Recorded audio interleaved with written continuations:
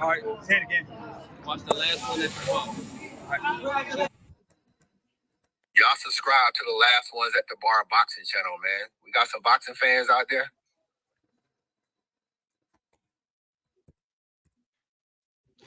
Hola, soy Jolie de Medellín y estás viendo las Squad 11 de Bar, el mejor canal de boxeo. Dale me gusta y suscríbete. Y me puedes encontrar en Instagram como Jolie1026 Sánchez. Bye.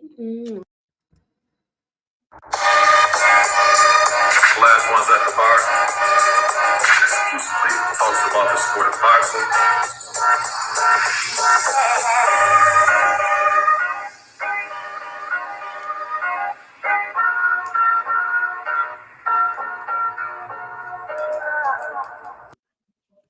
Yes, indeed. Just want to welcome everybody to another episode of Last Ones at the Bar, the baddest boxing podcast out. My name is Wilton Henry, and as usual, I'm accompanied by Lavelle Jackson. Lavelle, how we doing, good brother? I know you're caught up in traffic and whatnot. Must be having a pretty busy Sunday. Yeah, doing a lot of good things. Definitely doing some children's ministry coordinating. So I'm part of the coordinator group. So some things ran over. We're trying to do a transition from, one rotation to the next and trying to ensure that the teachers are ready and they understand the mission. But other than that, everything's moving good. No, that's what's up, man. I'm glad to hear that you're doing the good work. You know what I mean? The work of the Lord.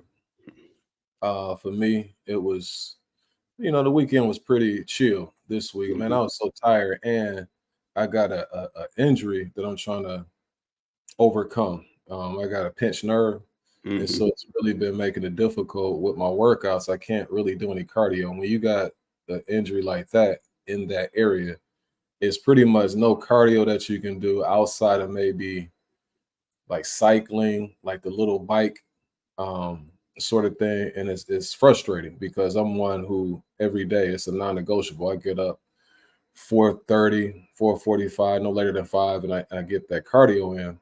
And this is really making it real challenging. So yes, I didn't do too much. We had like this little cookout over at my complex at 6 o'clock. And then I went over there to my spot, for a second. But earlier, man, to try to keep my weight down, man, I've been trying to eat some, veggies and greens and things like that. So that's a nice little pot that I made the other day. And then yesterday, my cheat day, I ended up getting me something from Nando's. Okay. You ever go to Nando's? Yeah, absolutely. Yeah. What's your meal of choice over there? Normally I just get the Peruvian chicken. Basically, Yeah. I just get the chicken and rice. But yeah, it's Nando's that deal. Yeah, man. Now they make it so convenient. Where I stay is like right downstairs. So I just order it and they bring it right on up. So I had that kind of late, you know what I'm saying? It was after the fights, but it was delicious, brother. It was delicious. So anyway, just always want to share this information with the public. The views and opinions expressed in this program are those of the speakers and do not necessarily reflect the views or positions of Last Ones at the Bar. Also, the views in this video are that of the speakers and may contain strong content and adult language. Okay. Now, the topic of the day, man. I just want to go over. Last week, it was a huge event that took place last week. It was a phenomenal performance. You might be thinking I'm talking about the Ryan Garcia. Yeah. I'm talking about my flawless victory last week over Shelton. So I just want to briefly go over. I didn't stay there that long, but I was around, and so you see my record right there, 61-0 with 63 knockouts. So shout out to me on that. Round stoppage. Okay. You see my last two victories. Yeah. But anyway, so these are the high points that I just want to go over, that made this victory so sweet, So there was a mention about Danny Garcia ducking Terrence Crawford. So I just wanted to pull some evidence, to support the claims that I was making last week. So if you look here, they said that the offer that was presented to Angel, which is Danny Garcia's dad, that it was a $3 million guarantee. And of course, there would be pay-per-view revenue that would be given to both sides, right? Mm-hmm. The thing that offended Danny Garcia and his team was that when Terrence Bud Crawford fought Amir Khan, that they were willing to give him $5 million in the same percentage as far as the pay-per-view is concerned.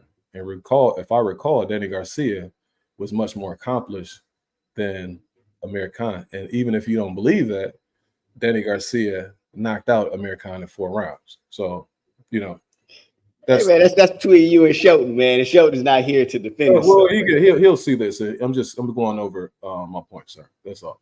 So now, also, this guy y'all keep hyping up, this Terrence Bud Crawford guy, and this goes to you too, sir. No, go ahead.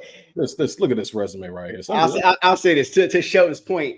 Yeah, Danny Garcia is more accomplished than Amir Khan, but he isn't bigger. If you even look at how much money they made in their career, Amir Khan's made way more money than Danny Garcia in his career. I'm sure he'll make more money because he's an easier victory. Just like Ryan Garcia. Ryan Garcia is always going to make money than just about anybody not named Tank. Now you're going to extremes. Like you're going even further with the nonsense, and you're encouraging the nonsense by even arguing that point. So anyway, just to further and bolster what it is I'm saying, Shelton is more than welcome. Once he comes on, he can go ahead and say what he needs to say. Again, I don't think he needs somebody to try to bolster his point, because that may not be the points he's trying to make. But anyway, I think these are some of the things I just want to highlight, the sweet victory from last week. If you look at his resume recently, you see the 17-month car crash victim that he had on the June or July 29th. You see the other guys that he's faced, Vergil Ortiz, Sean Porter, ancient history. And if you look at Kell Brooks, see above, the same thing over and over. So let's start. I'll just hit on Errol Spence and Sean Porter. The Errol Spence, he was coming off for a 17 month, layoff in an accident. But nobody was saying that when he was beat up on Ugas and Garcia, the guy that y'all think you just said is highly regarded. Mm-hmm. He beat up on Danny Garcia. And also, I mean, as for the accident, yeah, that's a horrible thing, and I'm sure it affected him. But sometimes that's part of being that's what separates the top from anybody else. I mean it's not rocket science. It's not groundbreaking wisdom that you shouldn't be out here, drinking and driving. It's not something that's like groundbreaking wisdom. That's something. Yeah, we all gonna make mistakes. I make mistakes. We all make mistakes. But that's something I knew at like 18, 17. It's not rocket science. As for Sean Porter, I mean, people saying you need to fight somebody from PBC. He fought Sean Porter, the same Sean Porter that was giving, Spence that work. And nobody said he was done until after the fight. But that's just what I'm standing on. That's it. We can move on. Okay, sir. I was just going over the highlights of last week. That's okay. I know. If you feel the need to defend, that's fine. That's your prerogative, sir. I just would say, and on my behalf, is when you keep referencing fights with Porter, you keep referencing fights with whomever, that would have been at least 2 years prior to. So then you adding an additional 17-month layoff to what it is that you mentioned with the Porter, or at least with the Ugas fight. That's another 17-month layoff, sir. And there was a lot of pump fakes along the way. Also, I just want to highlight, because some of the things that I'm saying, I'm starting to feel the backing of it. I'm starting to feel more and more support going in this direction. So I just highlighted some things. I mentioned Bud is quick to jump on 11-0 fighter. He's the worst #1 pound-for-pound fighter ever. And some people starting to recognize the same thing, but he won't fight Boots. That's what I mentioned last week. I can't defend this man anymore. And this is somebody who's a supporter.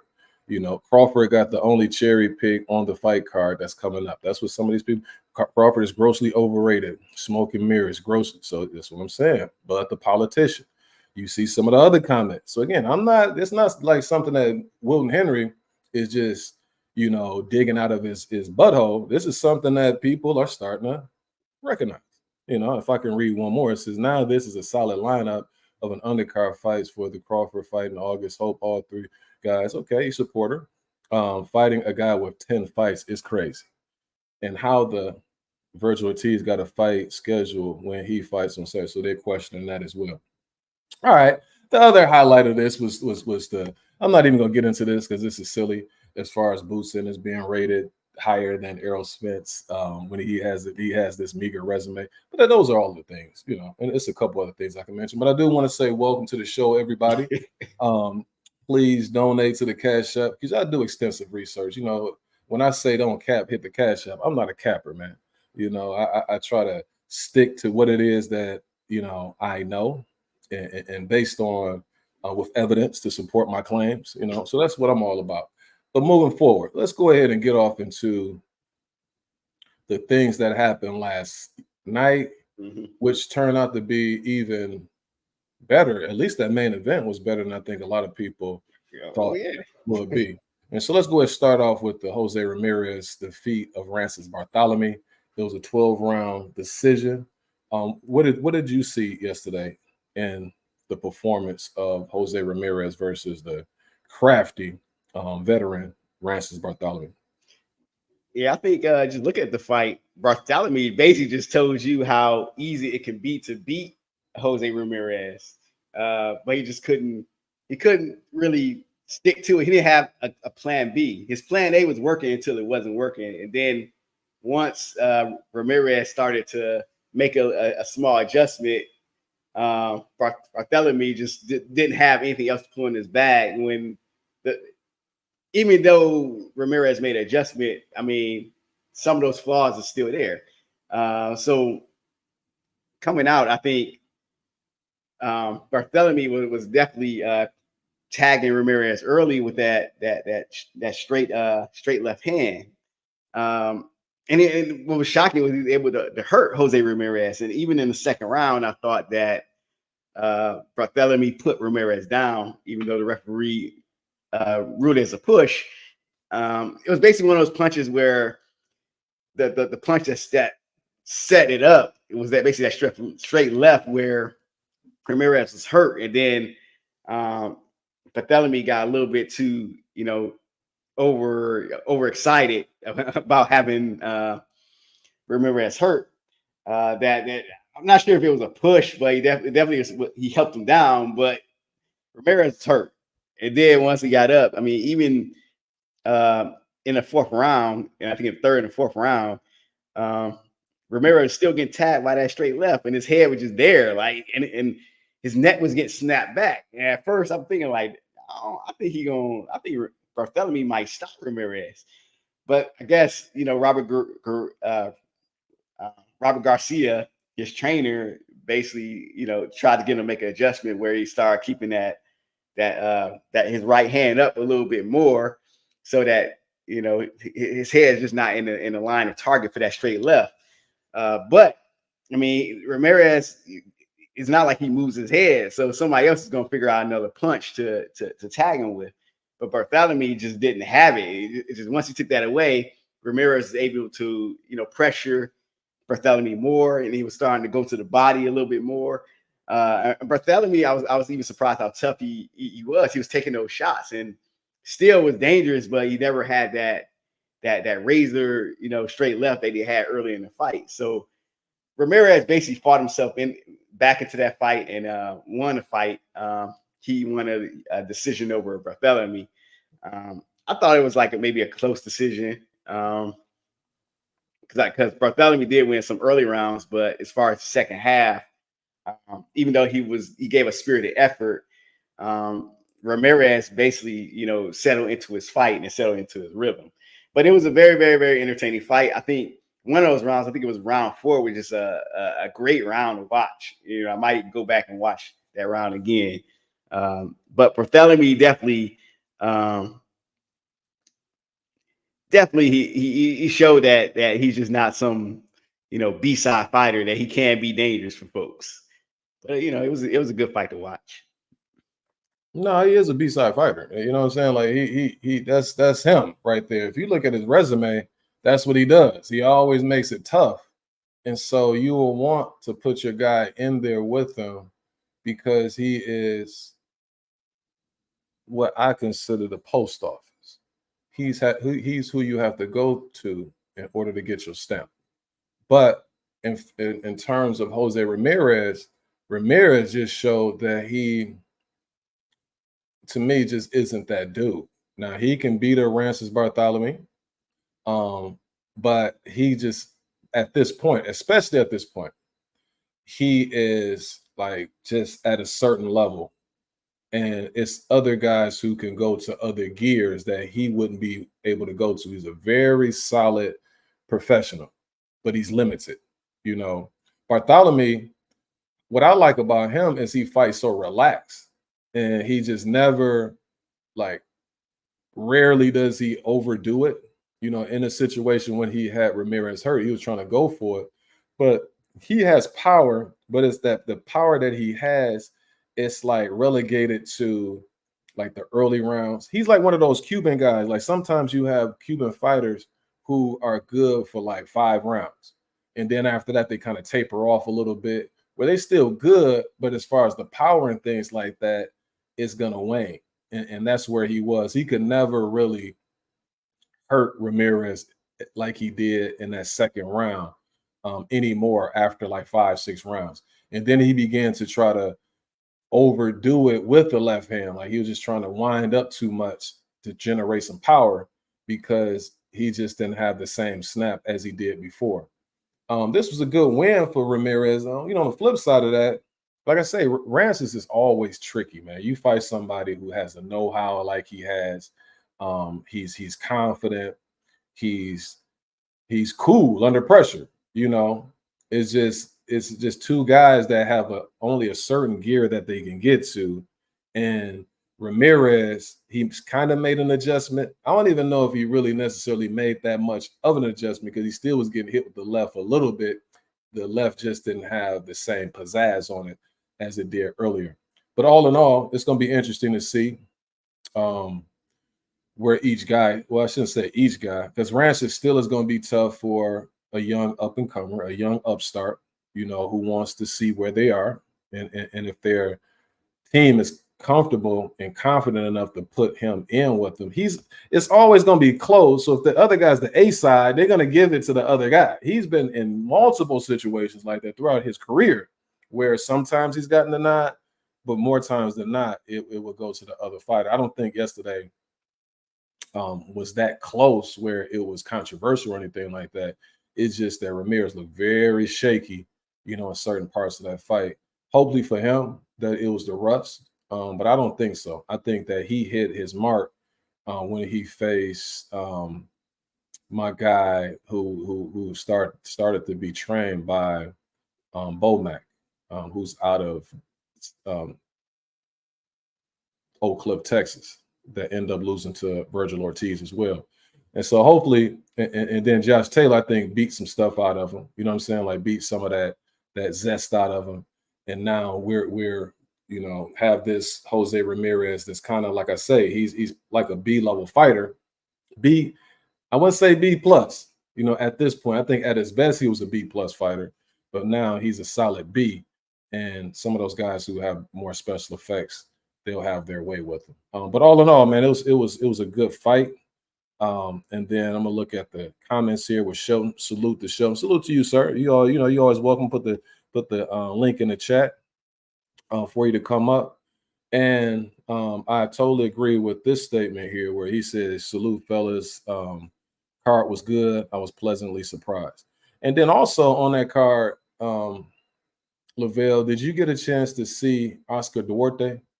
Yeah, I saw his victory over Jojo Diaz, stoppage victory, first stoppage of Jojo's career. I mean, I was impressed. I don't think Jojo was that hurt, but he was taking so much punishment over time that it's one of those things where you don't think somebody's going to just get knocked out, but you start to get concerned over how many clean shots they take, and you don't want nothing to happen. So I actually didn't have an issue with that stoppage, but hopefully JoJo is all right. I mean, he seemed to be, you know, in a great headspace. Yeah, he seemed to be in a great headspace. You know, listen to his interview that he's just gonna take it and move on and do what he can.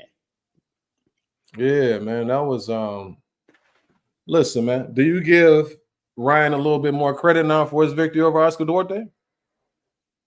Sort of. You know what? I thought about Ryan Garcia yesterday because it's like, could Golden Boy be setting him up to fight Ramirez? I could see that being Ramirez as the Golden Boy. Ramirez could have signed to Golden Boy just for that purpose, to fight a big fight with someone like Ryan.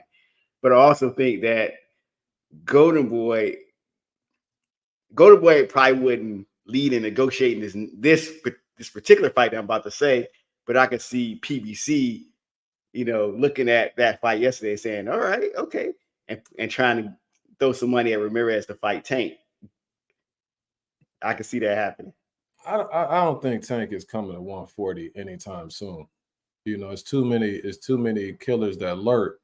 And once you go ahead and go up there to face him, and you sit up there, and then he can't go back to 135 because then that's really going to look shaky on his part. Why do you keep coming up there to fight certain guys?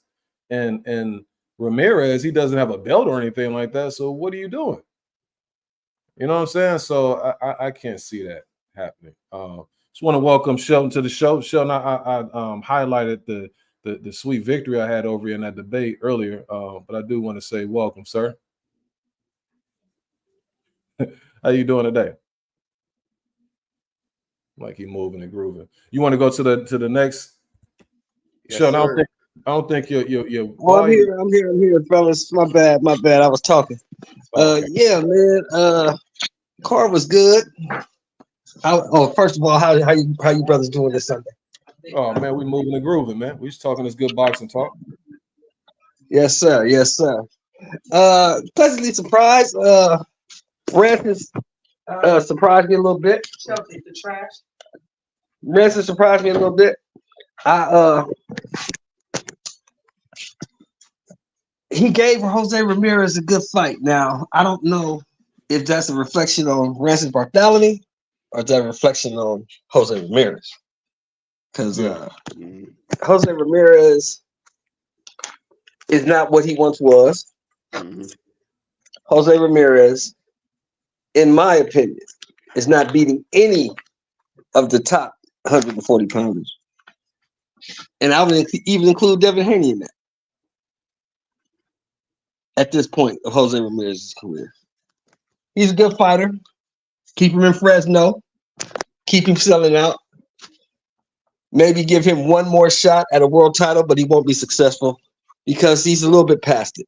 I think, like my man Will said, the beating he took from Taylor and them other wars he's been in is starting to affect him because a guy like Francis Bartholomew, if you're a top tier 140-pound fighter, the way Francis fights, Francis tries to be slick, but he tries to use a little power. He's not really that mobile. If you're a top guy in that division, you should get Francis up out of there because he's there to be hit, as you saw last night. He's there to be hit. So that's my opinion on good fight between two, I'll say B minus level guys. Vergil, we still don't know what's up with him because he got the dude out of there so fast. You said, I think Will said 3. I think Vel said 2. Yeah, 1. I said 3. 1. It wasn't even 1, like 2 minutes. Got him up out of there. So we won't know what Vergil is until we see him on the 3rd. Yeah, we're gonna get off into that. I'm gonna finish this up with Jose. Yeah. And then we can go ahead and transition to what it is you're talking about because there wasn't much to discuss when it comes to old Vergil. And so with the Francis fight, the scorecards were kind of wide, 119 and 109. I can see it being a little bit closer, maybe 117 and 10, whatever, 111 or something like that. But Ramirez did have an edge, 255 to 112 punches landed. And then Bartholomew he outjabbed Bartholomew 60 to 11. And had a 194 to 101 edge in power shots. And he hurt Bartholomew in 11. Bartholomew hurt him in the 2nd and 3rd round as well. And then those are look at the punch stats that you see right there. But all in all, it was a good fight. Just like you said, Shelton, you had the Ortiz fight. He dominated Delorme. Body shot, got him out of there. and like you said, it's hard to gauge, but at the same time, what I can't gauge is what Ortiz is gonna look like after the fight goes past a certain amount of rounds, because he just hasn't had that much work, recently in like the last year or two, and he's had those health issues. But what I did like, and so I'm trying to think about what the Tszyu fight is gonna look like. He's more dynamic than Tszyu. Like when the punches that he throws and the crispness in which he shoots them, it's a little different than Tszyu. Tszyu, that's gonna be a good fight, but I want to see how Tszyu responds to the crispness of Vergil Ortiz. Vergil Ortiz reminds me of a Vargas, back in the day when he was on his A game. You know what I'm saying? Like, so it's gonna be interesting. It's not much that you can say that you saw, but what do you think about the potential or the fight that's going to take place August 3rd between Tszyu and Vergil Ortiz?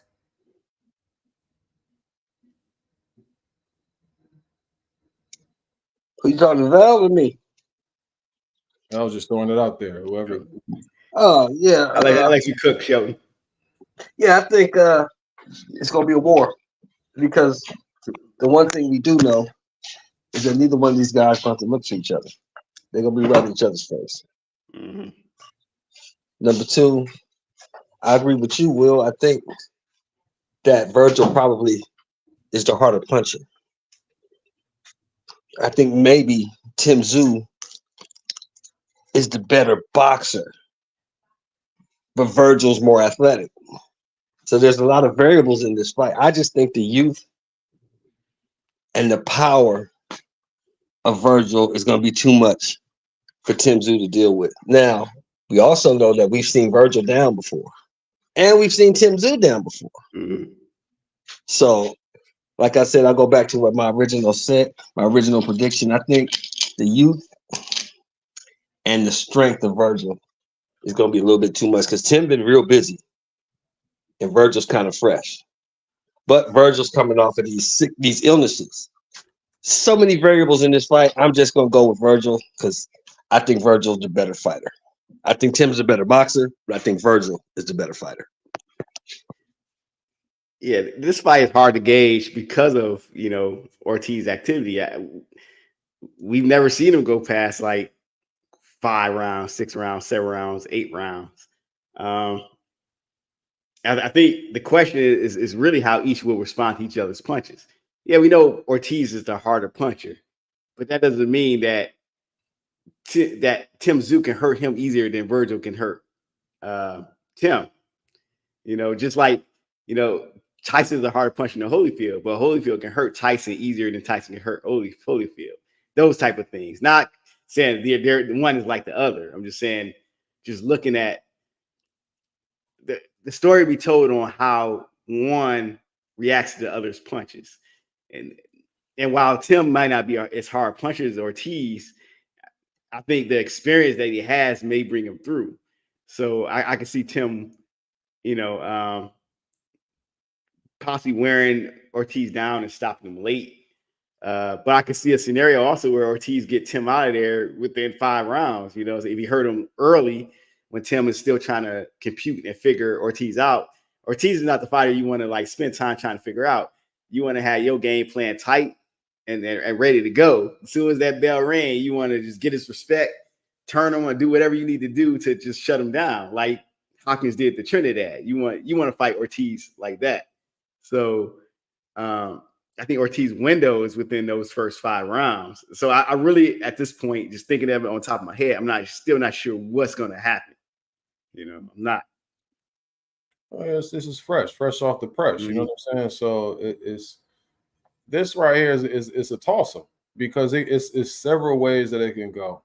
I would think early, more than likely, would be Ortiz, more than likely, but Tim can crack with that right hand, and I don't know what's going to happen if Ortiz is caught in an exchange early, just like last week with Devin Haney. You know what I'm saying? Like sometimes when somebody's equilibrium is thrown off that early, it might impact them for the duration of the fight. So something like that can happen. But more than likely, the way they fight and how aggressive Ortiz comes out, how he cracks, He throws those short punches too, that are very heavy. But then I also have to factor in competition. And I think I definitely would have to lean towards Tszyu more recently. If he's able to fight and defeat guys like Tony Harrison, like the Mendoza fight, Mendoza is pretty durable. You know what I mean? Like, and he poses, some threats as well because he's kind of crafty.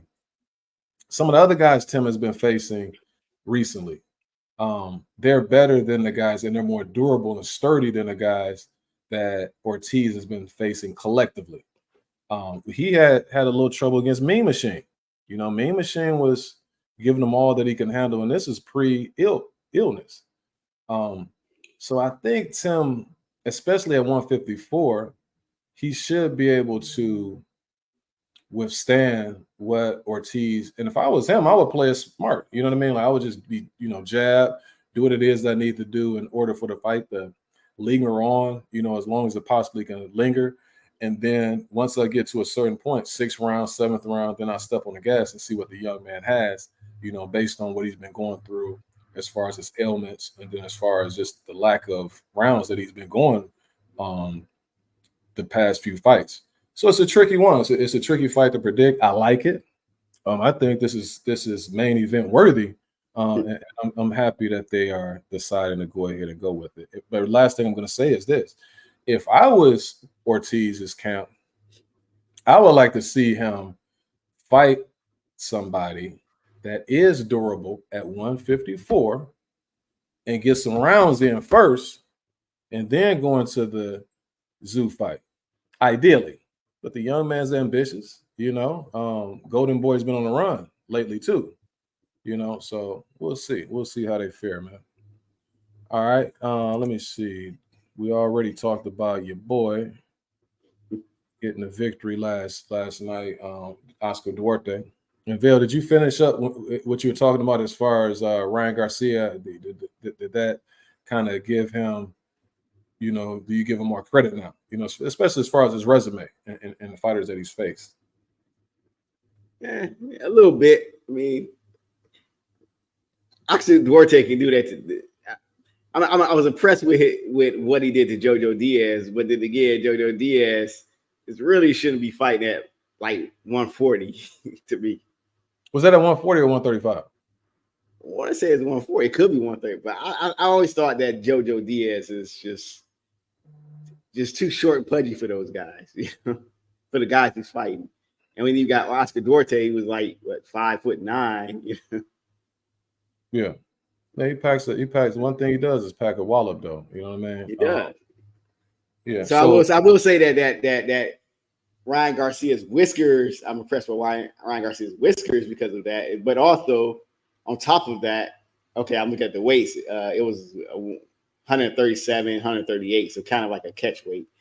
But when I look at Ryan Garcia, I will say that I used to always give Ryan Garcia, crap about his chin, but he outside the Tank fight, what I'm saying, who Tank is Tank. He got a racer. Outside of that, and the Luke Campbell dropping him, I mean, he is tougher than I think he is.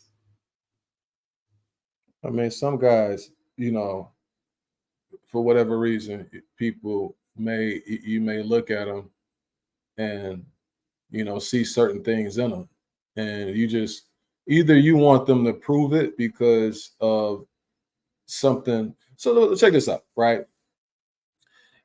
It all depends on when you see a guy too, or you hear something.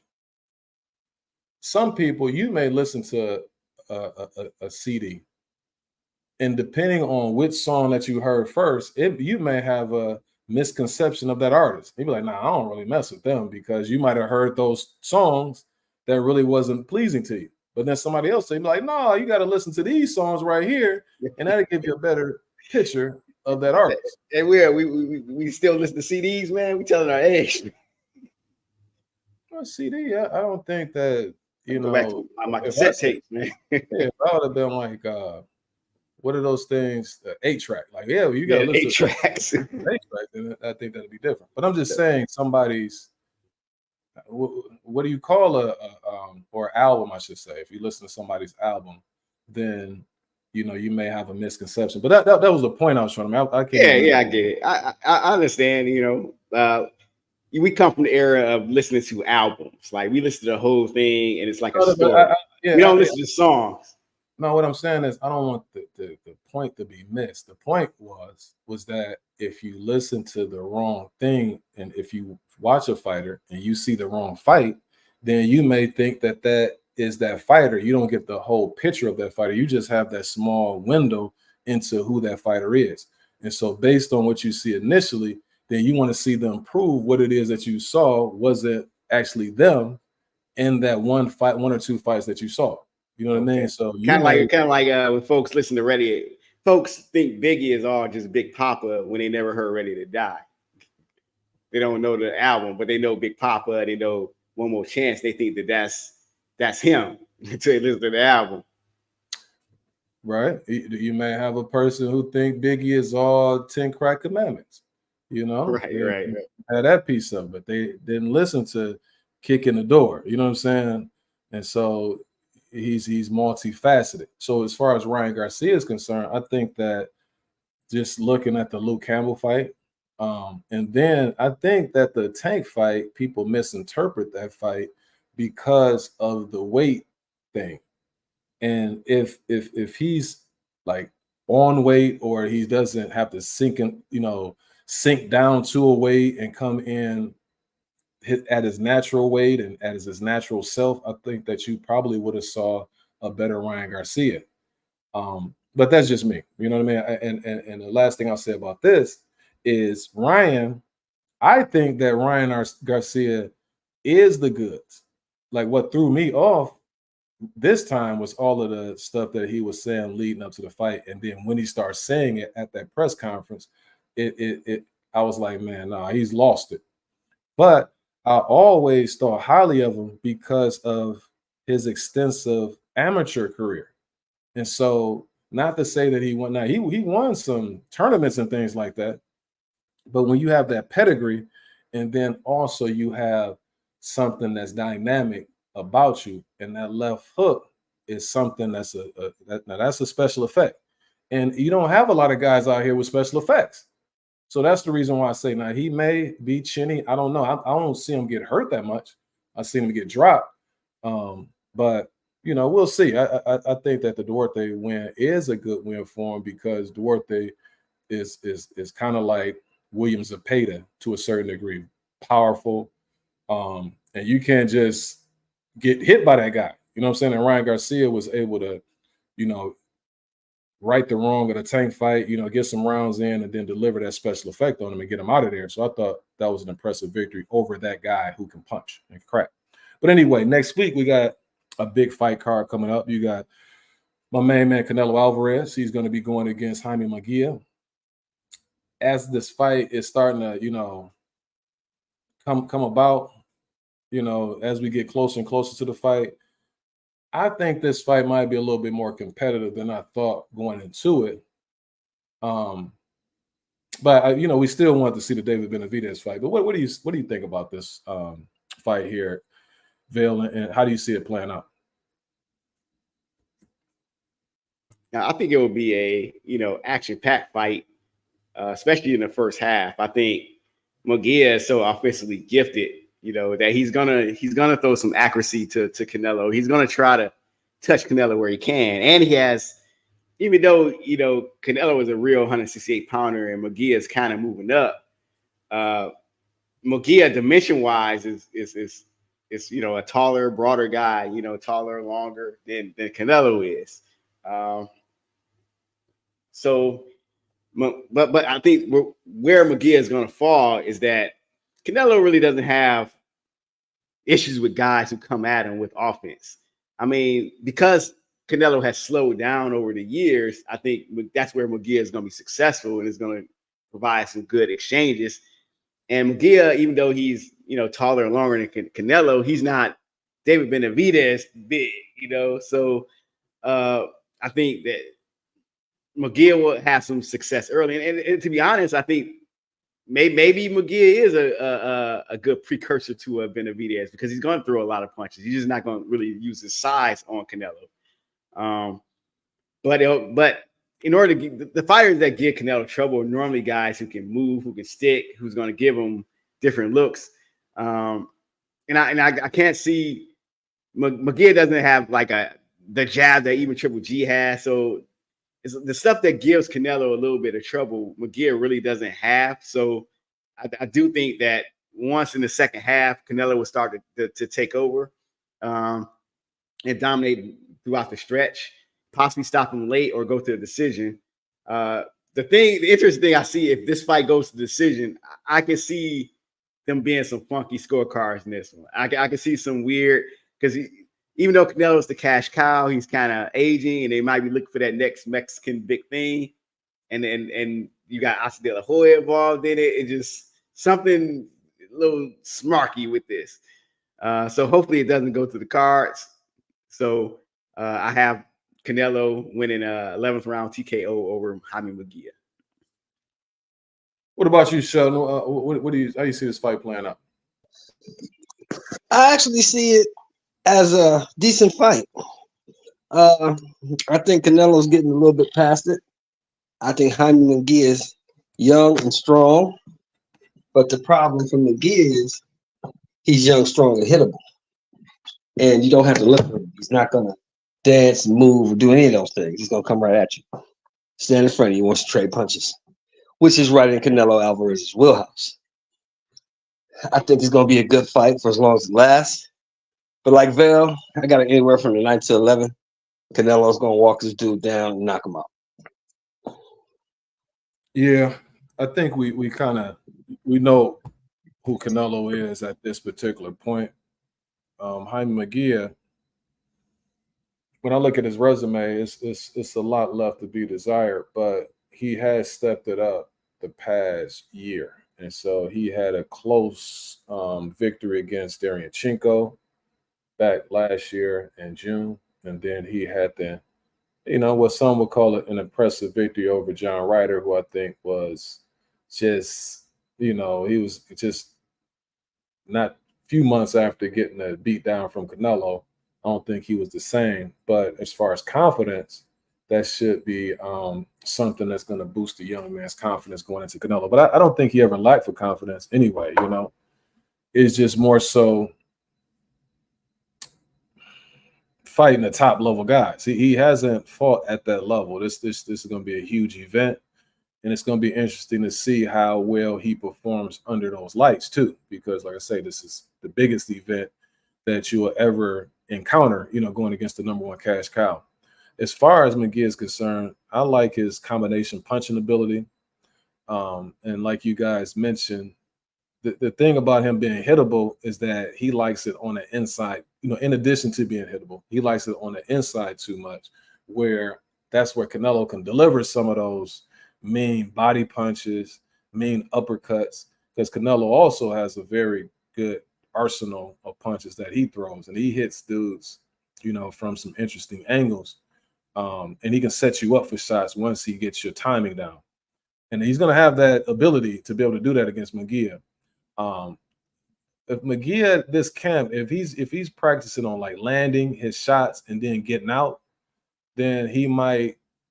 It could be very, very, very interesting, if he decides to do that. I just think he has too much machismo. This is a Mexican fight, and I think that he's going to be looking to, show those kahunas, in there against Canelo, and that's going to lead to his demise. If he's able to not receive unnecessary punishment, like I said, it could be tricky, for Canelo. I just don't think that he's going to take that approach, especially, in this type of mano-a-mano battle. McGee can crack. He's a warrior. Another thing that he could try to do, and which he's good at, is keeping a fast pace, because we know Canelo kind of tends to tire a little bit, and he kind of paces himself. And if he can kind of, outwork Canelo, and then that also can make the fight interesting. The more I'm thinking about this, he has some avenues for success. I just think Canelo's experience and his ability to counterpunch is going to, win over the attributes that Munguia brings to the table. So I have it. I think it's going to go to the cards. I think, but I think it's going to be some knockdowns in there as well because Munguia is a tough guy. And I think that once Canelo softens him up, he won't. I don't know, man. I don't know. I'll go with 12-round decision, but as I'm thinking about it, I can see Canelo doing some damage to him and then the referee waving it off because it looked like the referee wanted to do something like that in the Ryder fight because they wanted to give Canelo, that win. And, Canelo's the man, you know what I'm saying? And they don't want to mess up the cash cow. So I can see this playing out several different ways, but I'm going to be safe. I'm going to say 12-round decision for the Cinnamon Man, Canelo Alvarez. You guys have anything else when it comes to this fight? No, sir. But do you think he's going to fight Benavidez after this? No, sir. No, sir. No, he'll never fight Benavidez. He never fights. It's a bad matchup. He knows it. It's a bad matchup. It might get Berlinga. You might get who else? Crawford. They might end up doing something like that. But he's staying a heck away from. No, I tell you what, he might. If Gosdick put them paws on it and he softened him up and he looked kind of bad, he might get him in. But not right now. Heck no. Also, Vel, you want to go ahead because after that, you got was that on Wednesday or Tuesday? Fight on them funny days in Japan. But on May 6th, you got Inoue. He's going to be taking on Neary. I'm sure that you favoring Inoue in this one. But do you think this is going to go to the scorecards? How do you think it's going to play out? I think it's going to be an action-packed fight. I don't think it's going to go to the scorecards. I think Inoue is going to prove to be too much. I think Neary falls too much into Inoue, to me, into Inoue's style to be successful against him. But early on, I mean, it's going to be an entertaining fight. But I got Inoue winning probably around 7th round TKO.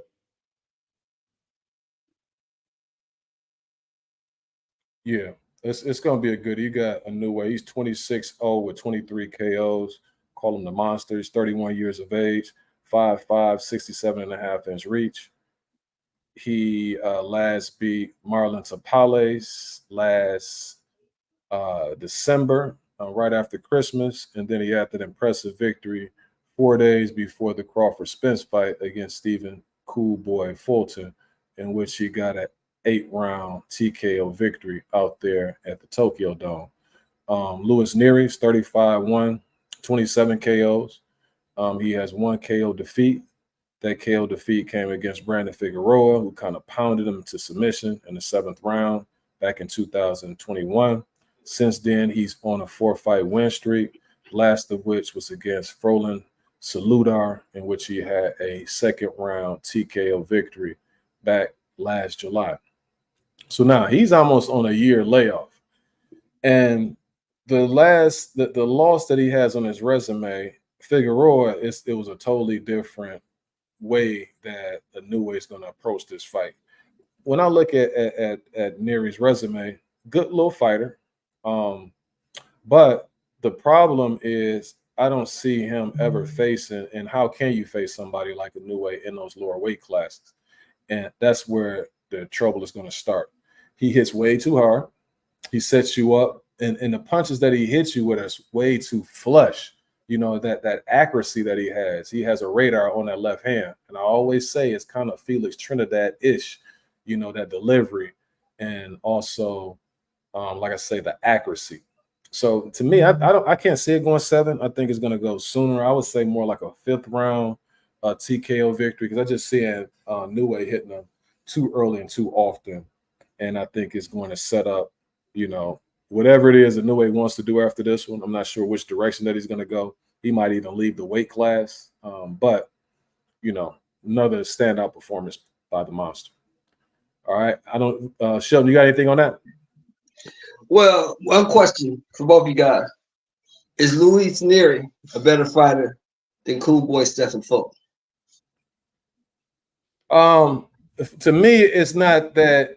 I think he might even have a little bit more success than Fulton did, based on the styles. And I think no excuse for Stephen Cool Boy Fulton, but I think that Stephen Cowboy lingered around in that weight class a little too long. I truly believe that because I remember prior to him being about to face the monster, he was going to go up and have the rematch against Figueroa. And I was wondering, like, what are you doing? Like, you sticking around? Which one are you trying to do? But then all of a sudden, they set the fight up against the monster. So I don't know. I think that might have had something. Not necessarily the outcome was going to be different or anything like that. No, but it was the $5 million that made him change his mind. I'll tell you that right now. That's what it was. That will do it. You know what I mean? Because that's guys that's a whole lot of cheese. There's a whole lot of cheesesteaks out there in Philly. You know what I'm saying? Yeah. Because I'm gonna say, guys in these weight classes don't see checks like that. Correct. But you'll get a check like that in the lower weight classes if you go to Japan. Right. Or you mess with the Saudis. You know, they might in those lower weight classes, if you're not with the Saudis or you're not in Japan, that $5 million check he would have got over here would have been like $750K. Because them guys don't get paid like that. Because nobody watches them. That's just what it is. Right. I think because Neary has power. That's one thing that he has. I just think that, you know, the monster, he'll be ready for. I don't think he's going to bring anything to the table that the monster hadn't seen. No. Right. I'm with you. I say if it goes past 6, I'll be shocked. Yeah. That's gonna be a goodie. I mean, as far as action, you know what I mean, while it lasts. Yeah. Right. Yeah. Make sure you hit that like and subscribe button. We're gonna get into some news, man. I know you got a hard 4 o'clock, right, Vel? Yeah, somewhat, man. I can do a little bit after. Let's just go through it. Let's move. Yes, man. I was just gonna put the clock on, man. You know, make sure. But anyway, man, we got a lot of topics to discuss this week. I'm gonna go ahead and start off with the card, man. What you think about the Ryder season card? You know what I mean? Headlining by Crawford and Madrimov. But outside of that, how you liking the undercard on that broadcast that's gonna take place August 3rd? I mean, it's an interesting undercard. I can't say it's like great or anything, but the one standout is obviously the Tszyu versus Vergil Ortiz that we talked about earlier. Like that's a fight that you just want to see and you got to see. I'm gonna tell you one too that's gonna be interesting is the Andy Cruz. Isn't he fighting Big Baby? No, Andy Ruiz. Yes. Andy Ruiz. Yeah, I see that because of Ruiz's time away, and he hasn't really been up to fighting top competition. I want to see. You want to see what he look like. And then you got Miller coming off his loss. You know, you don't know what he's gonna look like. So I can see that as a fight that's gonna be either action packed and probably won't go the full distance. Then you got Isaac Cruz against Jose Valenzuela, which. It's not like I'm not that high on Valenzuela, but at the end of the day, he did get that pretty much knockout of the year over Chris Colbert last year. And he really kind of, he had that loss to Colbert that really he should have won, but he ran it back and he altered his style and went at it. He went for it, was way more aggressive in the rematch, and he got Colbert out of there. So I do think that's going to be an interesting fight. Eastside Cruz is going to put them paws on Jose Valenzuela. He's going to be right there for him. He's going to get socked in the mouth with them shots that Eastside be winding up on. He's just too much of a tugboat. If Jose Valenzuela was a legitimate 140-pound fighter, remember, Colbert is like really supposed to be 130. Mm-hmm. So he's fighting him at 135. Now he's moving up to face that tugboat. Nah, he likes to fight too much. You know what I'm saying? It's not like Valenzuela is not hard to hit. You know what I mean? You can't be getting socked in the mouth by Eastside Cruz. That's a good, nice little cherry pick for Eastside. You know what I'm saying? With all that smoke at 140, you pulling up somebody from 135, 130, 135. But is that fight at 140 though? It's at 140. It's at 140. He came up to 140. Because remember, if you remember, Vel, he was supposed to fight De Los Santos in the rematch. Mm-hmm. The Saudis gave him some bread, so he pulled out of that and came to this card, which is smart. You get more bread. I get that. But Pitbull just won the title. And contrary to all these false reports that PBC's a shit that's with no rudder and all that old dumb shit they got out there, PBC got plans for Pitbull. Mm-hmm. And they also know, to Will's point, that there's some hitters up there at 142. So this might be the only chance we get to give him a soft touch. This might be it. So let him get his soft touch out the way with El Rayo, because El Rayo is there to be hit. El Rayo only fights one way, and the way he fights is perfect for Pitbull Cruz. So I see where this is going, just like Will does. Yeah, they you know, this was when we talked before, it was like Tank probably gonna fight Rayo. And it was like that's a cherry pick. This is a cherry pick too. You know what I'm saying? Like they lingering Rayo out there, you know, and then they can always bring him back to get whooped on by De Los Santos, you know, in a rematch. So after Frank Martin, who you think Tank is gonna fight? You gotta get past Frank. Well, let's see. Let's see the landscape. Go ahead, Will. Let me think for a minute. Go ahead. Well, we do have a topic about Tank later on, but we can. Well, let's get to it later on. Then let's finish this card. Let's get to it later on. Okay. Yeah. No, I like it, man. I think on a scale of 1 to 10, I think that this right here is it's going to be interesting because once you get to, I'm interested in all these fights to, you know, for one reason or the other. You know what I'm saying? It's just a solid card. I think it's going to, hopefully it start early enough because you're going to be up. Oh, it's going to start early. It's in LA. It's starting at 6, bro. It's Los Angeles. You know, you can't hold motherfuckers around here too long. They'll leave. In New York. You know what I'm saying? The New York fight card. They'll leave. Like they trying to go to the Diddy party after or something? They go somewhere. May even start at 12-10. You know, hey, look. Day. Hey, Will, this is LA, man. Diddy ain't the only one throwing parties out here. Oh, no doubt. Yeah. You know what I'm saying? But, what would you rate this my card? question to y'all, I got a question for y'all for this card. This is the question I have. Why do you think there are so many PBC fighters on this card? You think it's because the PBC don't have no dates for these guys? They want them to eat? What do you guys think? I don't know. Is it up to you know, is he the prince or the king out there? No, he's the sports director. He has the blank check from the king. Okay. I have no idea. I have no clue. Yeah, I have no clue. Yeah, because you know, you hear some guys, you know, who are, which I get it. Some guys are pro PBC, and they say, well, yeah, you know, the PBC got to allow, which is true. If you got a guy in a contract, you have to say yay and nay. But my point counter to that is, if you don't have no date for the guy, what you supposed to do? Yeah. Because Amazon Prime, to me, I'm the outside looking in. It don't seem like Amazon Prime is breaking their back to make room for y'all to fit on the platform. You see what I'm saying? Yeah, I think at this point, you know, PBC is like, man, you just going to have to do what you got to do at this point because these are the dates we have, and these are the guys that we're going to put on these platforms. And anybody else, we can't deny you the opportunity to make some bread with them. Right. Yeah. That's what I think. That's the way I see it. What about you, Val? I'm totally lost. What's the question again? my ADD, you caught up with me. No, the question is, why do you think there's so many PBC fighters on this Riyadh USA card? You think it's because the PBC don't have dates for them and they just letting them make some more bread? What is it? Because I remember the big thing was I guess it was probably the first Amazon card with Tank. Mm-hmm. And you know, we have somebody that has money that's like a star like that.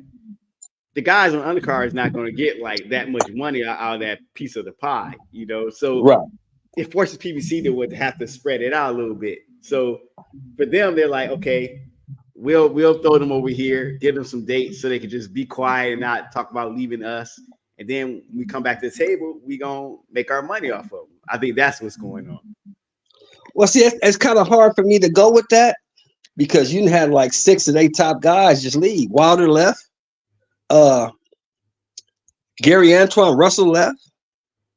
Matias left. Boots didn't re-sign with them or didn't sign. I don't know what's happening with my man, the 175 pounder who just moved up. My man from Cuba. the dude they say is the next great Morrell. I don't know if Morrell's still with him. You know what I'm saying? People are leaving because they ain't got no. They're not leaving because the PBC ain't got no money because they got money. The PBC just don't have no fight dates. That's why these guys are leaving. But are these like the guys on these cars? Is it official that they left? Are they in the process of leaving, or is it just they just happen to be on this card? Though that's really no. It's official that Gary Antoine left. He's with Matchroom. It's official that he left. It's official that Matias left. All those guys are official. Yeah. Yeah, the Russells always had issues with PBC and Al Heyman, so that one doesn't surprise me. Right. Okay, I got you. They have. You're right about that. But yeah, no, all in all, solid card though. Solid card. Outside of that. Yeah. One more question. What does Bud do after this? After he knocks this guy out? Ain't no telling, man. He fights the no. Look. His opponent is on his card. Tszyu and Ortiz. Whoever wins that fight, that's his next opponent. But see, that's the thing. The fight with Vergil is more likely to happen because we know that Golden Boy and Matchroom are willing to work with free agents. Tszyu and Bud, the PBC not gonna feed Tszyu to Bud unless Bud sign a deal with them. Well, they feed him to Ortiz already. So what's the difference? They don't believe he gonna lose to Ortiz. Well, they better think that one through. Because I understand that. Hey, look, they didn't think Errol was gonna lose to Bud, did they? They knew it was a dangerous fight. I'll say. I don't know if they knew he was gonna lose, but they knew it was a dangerous fight. Yeah, well, I'll say this. To me, I don't think they had a choice in the Tszyu era because Tszyu has another promoter, right? Oh yeah. He has an Australian promoter as well. You know that, don't you? Mm-hmm. So I think Tszyu said, I don't give a fuck what you talking about. I'm taking the fight. Yeah, they'll take the fight with Crawford too. Yeah, it's true. That's true. Yeah, I don't know. But yeah, solid card all together, man. I'm gonna go ahead and go to the next one right here. And I'm gonna let you fellas cook. David Benavidez, he's talking about he's targeting Morrell after capturing undisputed title. Now, that's a lot of information. That's a little too much right there, bro. You putting the cart before the horse now. Yeah, when you next fight first. Well, who's he fighting next? Gosdick. He's fighting Gosdick. So with that being said, that's the thing. Now he's starting to sound to me like Canelo. Mm-hmm. Now it's like, dude, if you want Canelo, you can't complain about him if you kind of doing the same thing with Morrell. To me, to a certain degree.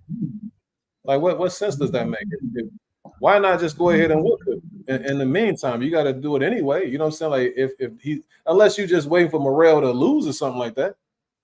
So I don't get it. Like to me, I would like for Benavidez to say, I don't care. We can fight next. It doesn't matter to me. You know what I mean? I'm as far as if your team is trying to, have a plan that they're working out for you, or this fight comes up, that fight comes up, that's putting you in a better position to be able to fight for the undisputed championship.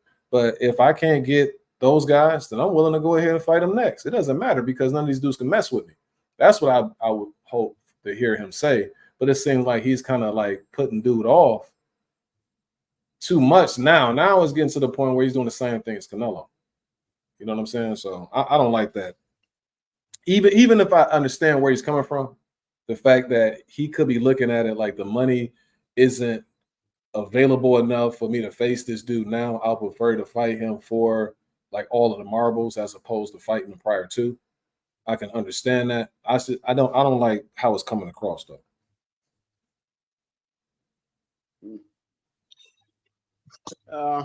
Well, you got to put yourself in David Benavidez's position, right? Look, I've been worked all these years to get to this point, correct? Mm-hmm. Now I got this young kid chasing me, strong kid, big kid, sound like Canelo, good kid. Remember, David Morrell was something like 185-2 or something in amateurs, right? It sound like Canelo to me, man. No, listen, let me finish.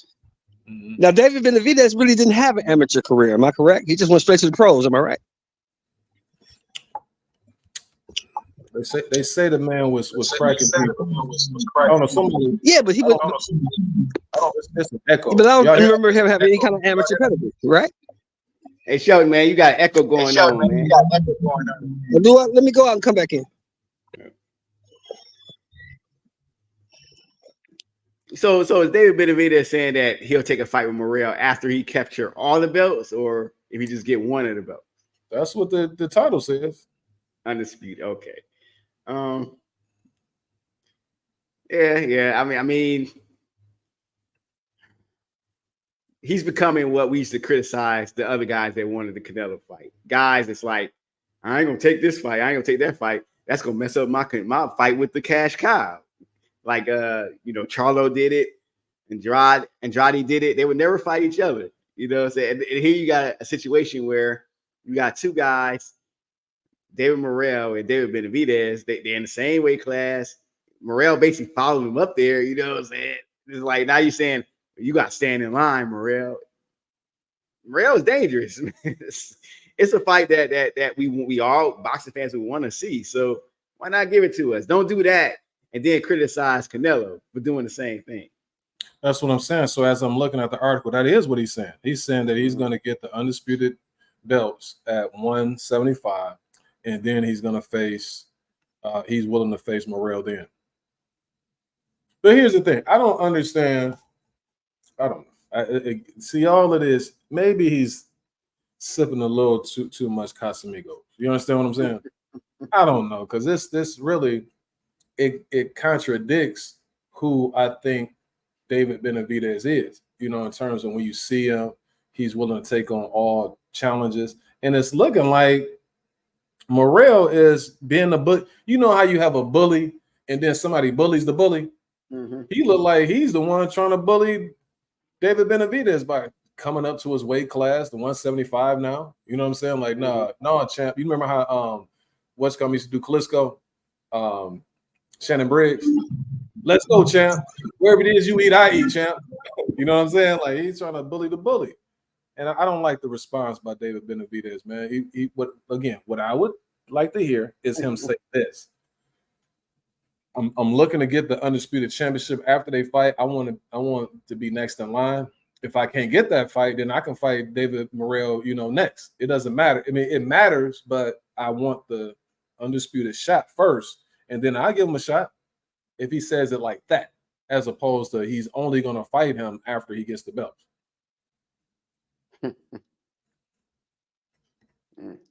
Sheldon, you back in?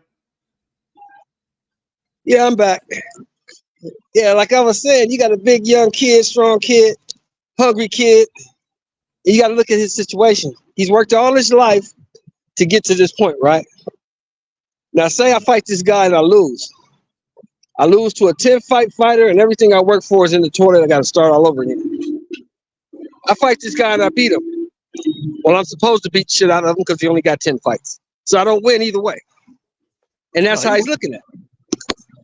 I don't win either way. You think David Benavidez don't listen to all the shit we talk online? He listens to everything. He listens to all this. They all do. And he knows. What's the difference between David Benavidez and David Morrell and Crawford, Israel Madrimov, who's also 10-0? Yeah, and Bud knows that too. But see, the problem with Bud is David Benavidez is 26. Bud is 36. Going to be 37 by the time it's almost 37 in September. Bud don't care. Bud's legacy is set in stone. No matter what happens from Bud from now on, he's a first ballot Hall of Famer. Am I right or wrong? You right. Am I right? I mean, as far as him being, I think we all know that. The thing. Okay, that's what I'm saying. So he don't care about the rest of that other shit.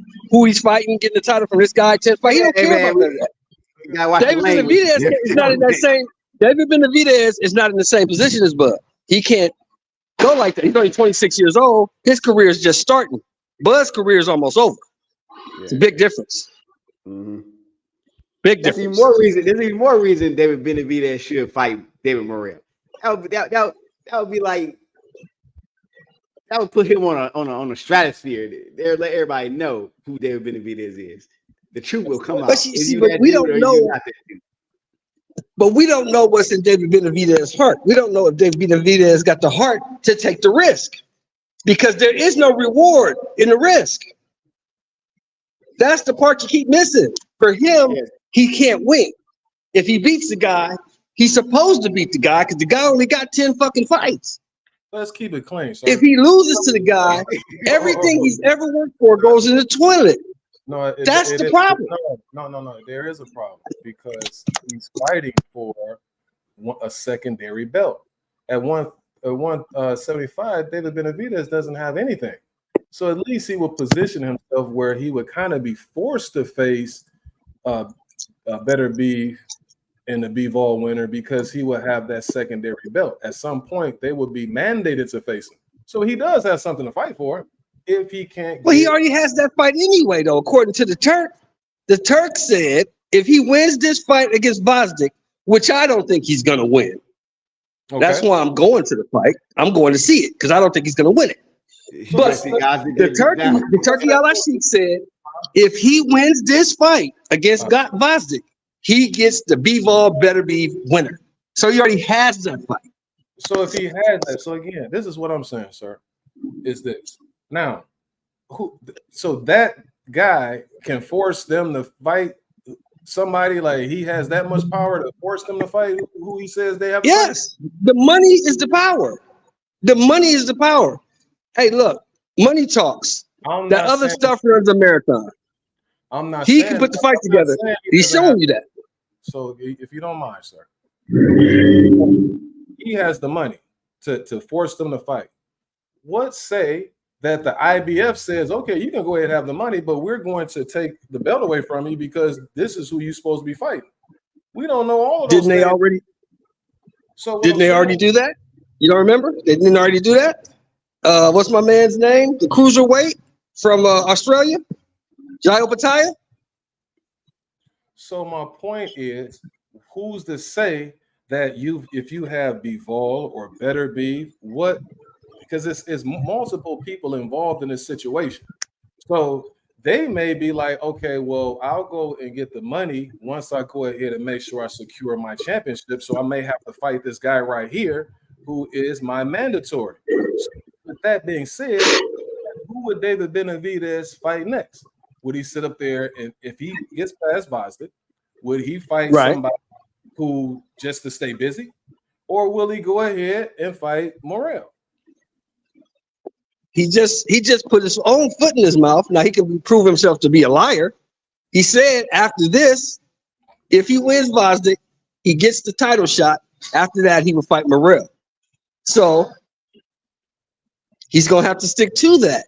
Now, what I was trying to say earlier was the IBF already did that. They told Jai Opataya, if you go over to Saudi and fight, we're going to strip you of that IBF title.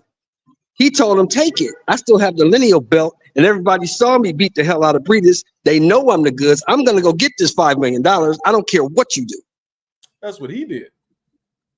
You don't know. Because I've seen Bivol in interviews, because if Bivol, he could have pressed for the Canelo fight if he was pressed for money, like that's what he wanted. I've heard him say, you know, all that stuff is going to come. To me, it's about legacy, and it's about this, and it's about that. So you still have some people who really are diehard, you know, guys who want their legacy to last. And if it comes to the point where I may have to sacrifice a little bit in order to maintain what it is that I have, I might be willing to do that. And I can see out of all guys, I can see Better Beef and Bivol maybe taking that approach and cycling back to go ahead and get what it is that you know, the money from the Saudis. Yeah, I agree, because as you saw, if you look back a little bit to the Bivol Canelo fight, Bivol didn't call out Canelo, did he? He didn't even seem like really that, you know, excited. You know what I'm saying? He felt like that's what he's supposed to do. Mhm. Exactly. Canelo called him out. He wasn't tripping on Canelo, but since Canelo wanted to bring his little ass up to 175, I'll go ahead and beat him for you and send him back down. Gotta keep Because it if you clean. remember after the fight, he said they asked him, "Do you give yourself credit for this victory?" He said, "No, I don't." They said, "Why?" And he said, "Because Canelo Alvarez doesn't belong up here." I got you, but Shell, let's keep it clean though, sir. We got to put this on Spotify, and a lot of times they'll go ahead and strike us and won't allow us to do that. That's how we get, you know. I don't want to give up too much information, but we just have to keep it clean, sir. But David Benavidez, man, go ahead and fight that dude. If you don't get the undisputed belts, go ahead and knock him off, man. We ain't got time to have nobody, a young dude out here picking and choosing. We don't need no David Benavidez, but I want to call you Bud Benavidez. You know what I'm saying? All right, so now Ryan, he says that Ryan is making a suggestion. We can go through this real quick. He said that's Tank. He says Ryan still can't beat Tank. That's what Ellerby is saying, and you guys probably agree with that. I'm not so sure if Ryan is at weight, but I'm gonna go ahead and skip that.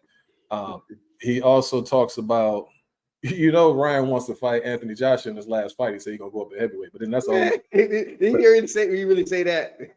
Yeah, I told you that's an ambitious young fella, man. He said anybody he touched with that left hook, they out of there. But anyway, Anthony Joshua is targeting a September return. What do you think about that? Who do you think should be next for AJ? Man, that dude should he should either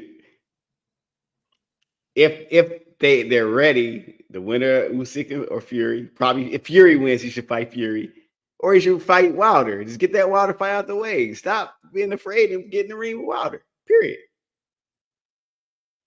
Okay. Wilder gonna be retired after June 1st. We don't know that though. So then should he fight Jelly? If Jelly get him out of there. Jason ain't gonna get him out of there. The Wilder I saw, the last time I saw Wilder, he don't really want it no more. He's not the same guy that was in the Fury trilogy that was before Fury. Looks like he's just trying to get some money and get on out of there. He could be pulling another Ryan Garcia. Ryan he ain't pulling no. Ryan Garcia was doing that outside the ring. Like he was in the ring looking crazy. You know what I'm saying? Getting bashed on and beat up by Joseph Parker. You pull that outside, like at the press conference and stuff like that, or social media. You don't let that man come in there and skunk you. Joseph Parker won every round. Styles make fights, though. We'll see. We'll see how that goes. But I just hope that AJ, whoever wins that fight, that he would consider facing one of those guys. Also, let me go ahead and go to the chase. I see my boy over there rocking like a cutoff stock. And so you got Ty. He says they're feeding Delorme to the Wolves and another first round stop. Yeah, Delorme is done. You understand what I'm saying? He looked a little pudgy. He just looked like Larry Holmes, flabby and sick. Vergil Ortiz was like 2 weight classes bigger than Delorme. It would look like how Ramos looked against Joey Spencer. Yeah. And the sad part about that, people forgot this. For 2 years, that was Vergil Ortiz sparring partner. So he knew what he was going to do to that guy. Oh, man. Yeah, especially at this stage. Delorme, he's just one of them old pugilists that's old, long in the tooth. They bring him in, he get tapped around a little bit, he's done. You know what I mean? Boots just put the dirt on top of the body, man. You know what I'm saying? So anyway, Ty says this from In His Corner. I don't know if you spoke already about the Vergil Ortiz, Tim. So yeah, we kind of broke that one down as far as what we think right now. I think we all think that it could go in various directions. One being that Ortiz might be able to get him out of there early with the power. But also, you may have Tim who can extend the fight based using this experience and then seeing what the young man has going down the stretch because he just hasn't really had many rounds as of late, and he's had the health issues. And then the Big Baby and Ruiz fight, yeah, we discussed that. I think Ruiz, if he's 60%, 70%, and that's what I was going to mention too. I'm looking forward to seeing Ruiz put the fork in Big Baby. You know what I'm saying? I just think he's like once he starts, he has those fast hands. He has pretty heavy hands as well. And once he taps Big Baby's chin, it's going to be all she wrote. Hasta la vista. Call a doctor. Call that's like those That fight goes 9. Will it goes 9? I mean, Ruiz is too fast. He gonna knock that dude out. Yeah. And Ty, you're more than welcome to stop through, man. You know what I'm saying? Chop it up. I'm gonna put the link in there for you if you just want to go ahead and spit a few bars. You know what I'm saying? But we're gonna keep it going. Also, Shakur Stevenson. Now he's starting to call out Tank. He said it's time to fight. You know what I mean? What do you think about this latest, onslaught of this verbal onslaught by Shakur saying, Tank, man, it's time to fight, man. You asked who we gonna fight next. I think that's who we should fight next is Shakur. I mean, well, I asked who he's gonna fight next. I didn't say who he should fight. Of course, there's a lot of guys he should fight. That's the number one guy right there. If he said 135, he should fight. He should fight Stevenson, but that's not who he's gonna fight. That's probably not who he's gonna fight. But he should fight Shakur Stevenson. We can get to like who he's gonna fight. But I'm asking, what do you think about Shakur taking a stand, calling him out? I think Mayweather had a lot to do with that too. Him and Tank, every time Tank goes into a fight, him and Mayweather always have like a little beef going on. I saw that about beef, him talking about Floyd on Saudi's money, and they putting pictures of each other up on it. It's weird, petty stuff. Floyd shouldn't even respond to that. He should handle Tank just like how he been handling Bill Haney. Just like, hey man, you low weight to me. This is. Don't you notice every time Tank has a big fight, him and Tank always have some beef or have some words back and forth. It's getting old, man. This is like maybe the 4th or 5th fight that they've done this, and they recycle the same game plan to go ahead and generate some interest. And it's like, oh, they beefing. Guess what's going to happen after Tank wins in June? I want to thank Al Heyman. I want to thank Floyd. Appreciate the. Man, come on, man. That's the same story. Same thing. But anyway, as far as this, yes, sir. Hasn't Shakur been calling him out? No.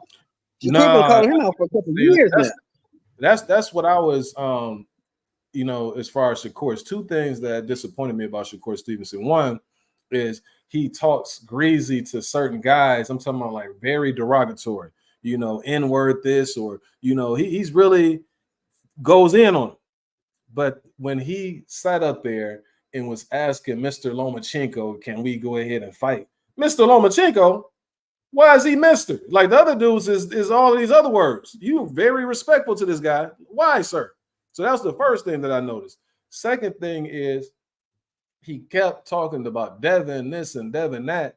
And I'm like, Devin, I moved up to 140.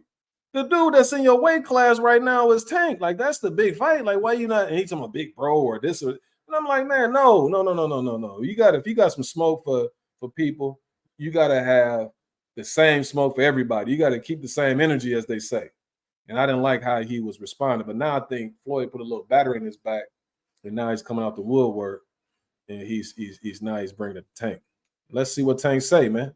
He might just be saying this because Tank got a fight coming up, and he can kind of link his name to Tank, that sort of thing. I don't know how these young dudes be moving around nowadays. Don't Shakur got a fight coming up as well? Yeah, he fight the dude that Frank Martin just fought. Ain't nobody checking for that. So he got to put his name to somebody. You know what I'm saying? But my guy Ty says, what's going on with Floyd and Tank? And I seen the video with. Oh yeah. We need to talk about. We'll talk about that in a second, man. But you guys have any thoughts on this? Do you like this matchup? You think that it'd be a good fight? It should happen. I love it. I love it. I mean, our boxing fans would like to fight. I mean, the general public. I mean, Shakur could bore them in the fight until Tank lands something big, but we would love to fight. We know how much tension it is, and we in the fight when the bell rings, and we know what type of skill level it's going to bring. I don't know. I don't know. Tank is one of those mysteries to me still. I haven't seen him really fight maybe 1 or 2 guys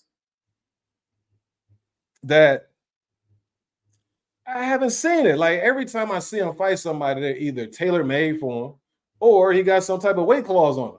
It's always something. You know what I'm saying? Like I never seen him just get in there and get busy against a top level dude in that weight class. Never. So I don't know what's going to happen in this fight if they do decide to go ahead and lock horns. I don't think that it's going to happen because I'm listening to Leonard Ellerby. well, I don't like how Shakur fights because that's not aesthetically pleasing for the fans. So why would we put Tank in there with somebody? They want to see Tank knock somebody out. So we want to go ahead and give him somebody who's going to fight him. And what? Dude, if you really that dude, you should be able to beat all styles. We should be able to see you in there, if it's somebody who moves, cut the ring off. Show why you are the number one guy. But you're not really saying you're the number one guy. What you're saying is you're the number one, cash cow in comparison to those other guys. That's what you're saying. Well, if that's the case, is that code? Too, huh? Is that code for I don't think he can beat Shakur? Is that what you're saying? It's code for they don't want those problems, and he can very well beat us, and we want to make sure that we have all of the advantages that we need in order to be able to put our fighter in with the other guy. That's what that is. I agree 100%. I agree 100%. Come on, Tank. Now, question: do you believe Frank Martin has a shot in this fight coming up? I do. Yeah, he got a shot. I think he's sturdy enough, and he has that Evander Holyfield, you got to beat me type mentality, and he thinks that he can beat. Thinking and having that belief in yourself is very important. He's tough. He's coming to win. He thinks he can win. And so that's bigger than, most guys that Tank face. You know what I'm saying? A lot of times they are already kind of scared and reluctant and stuff like that. And he doesn't, not that I know of, any weight clause or anything like that. He's fighting at a weight that seems to be comfortable for him. So, I like his chances against Tank. He might take Tank into some deep waters. He might take him to some areas that Tank has never been before. And I don't know how Tank is going to respond in those situations. I've seen Tank look very frustrated. And then people have to tap him on the back. Like, it's going to be all right, man. Just, I've seen him like that before. Just like I seen Devin in the past when he was like, he figured me out. You know what I'm saying? Like, these dudes, they ain't built like they was before, man. So let's see what happens if Tank Frank makes things uncomfortable for Abdul. What about you, Vel? You think that? What do you think about that fight?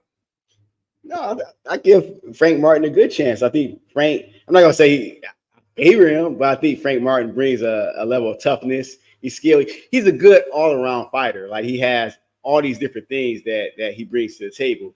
It's not like he does one thing great, but everything together, the equation, I think he can pull things out. He can keep on pulling things out of his bag that in totality that could give Gervonta Davis some issues.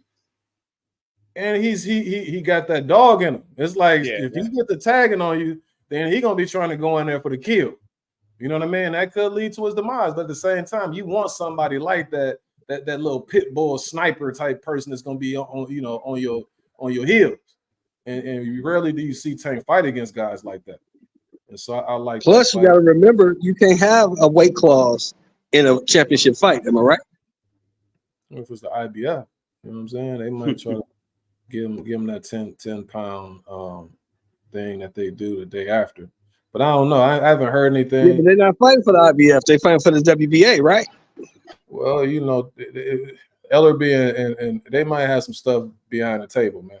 I don't know the man because we didn't know Barrios had to come in at a certain weight until later on, But we'll see. That's because Barrios didn't say nothing until later.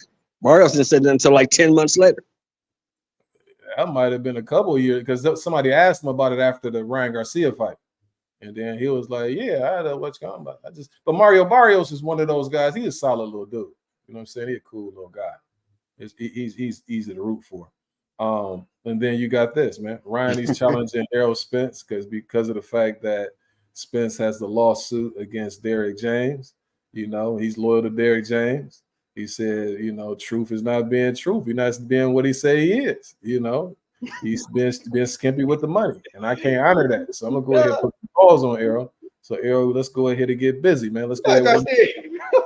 Garcia needs to stay in his lane, man. Just stay in your lane. Don't get too ambitious. He's getting a little delusional, man. I know you might look at Spence's last fight and think, maybe I got a shot. But at some point, man, weight class is for a reason, man. Listen, man, it's just the front. I told you, Ryan is one of the most stand-up guys in the game, man. But you don't want to be. You don't want to.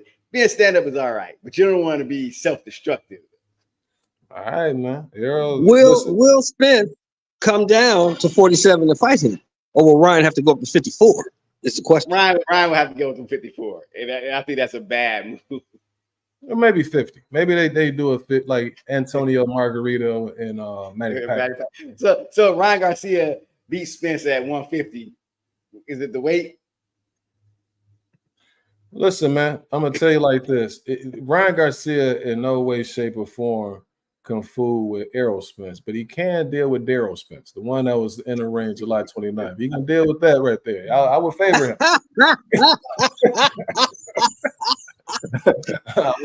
So you saying some other guys? No, hold on, stop. Hold on, wait a minute. So you trying to tell me some other guy showed up July 29th, right? He said Daryl's name was on the trunks. Yeah, I looked at it, man. It said Daryl Spence. You know what I'm saying? It wasn't Errol. But anyway, would you give Ryan any shot at Errol Spence? No. Okay. No. Not at 54. No. If he can suck Errol down to 47. Yeah, but I don't think Errol's gonna come back down. Yeah. I like the kahunas on a young fella, man. My boy Danny Jacobs, he's talking about a return in June, and the possible foe is Edgar Berlanga. Do you give the Miracle Man a shot against Edgar Berlanga if that fight takes place in June? Yeah, only because he's not high on Berlanga. But I would say that how long Jacobs been out of the ring, that's the only thing I'm concerned about, is that him being out of the ring 2 years. Not facing top competition even within that time, in a time period, so that's the only thing. The sad part about this is I don't want Danny Jacobs to be a stepping stone to an Edgar Berlanga. Did that be the guy, Edgar Berlanga, and say, yeah, I deserve a Canelo fight, because look what I did to Danny Jacobs. I don't want that. I think Jacobs could beat Berlanga because Berlanga is trash. Let me see. Yeah, he hasn't fought. Yeah, it's been since February of 2022. And he looked kind of shaky in his last two bouts because he didn't fight for like a year and a half. Because remember, he had the Gabe Rosado fight where he looked a little that grudge match that they had. He didn't look too hot then. He could line him up, man. He can line Berlanga up for something. He still has that right hand. I just think that he's kind of like Danny Jacobs is kind of like Bartholomew nowadays, where as the fight goes on, the least likely he's going to knock somebody out. You know what I'm saying? He's not like Gabe Rosado, who kind of can run you into some shots even a little bit later in the fight, But that's what they look like. They're trying to get Berlanga. They're trying to put a name on his resume. They don't care how old the dude is, because remember, they were trying to get Gabe Rosado out of retirement for a fight. And I guess they're looking for the next best thing. If he doesn't come through, they might be trying to get what's my man name? Vinny Pazienza, somebody. I don't know.